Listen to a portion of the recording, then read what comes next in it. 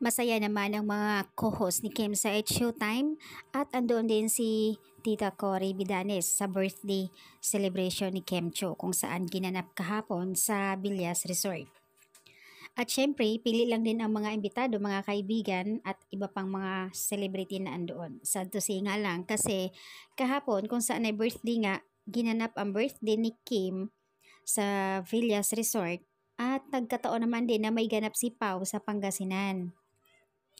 So, ayan ang katotohanan na hindi, kumbaga, yung celebration ni Kim kahapon, sakto naman din kasi na may ganap.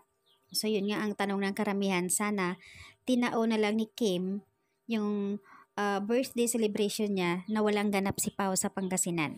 Pero, okay lang yun. Kasi sa video, nakita kung saan andoon si Vice Ganda na ka-video call, si Paulo Avellino, at may pa-mention pa sila na magiging fans club nila ng Kim Pao si Vice Ganda.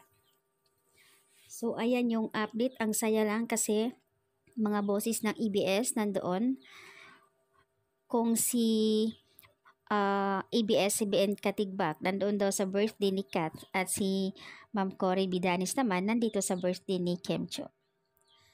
So yun po yung ganap kahapon. Nakita din sa video nandoon si Tita Carla niya, Estrada, at iba pang mga celebrity. Napakasimple lang ayon sa iba pero solid naman, napakaganda ng kanilang venue and all white ang mga nag-attend ng birthday ni Kim.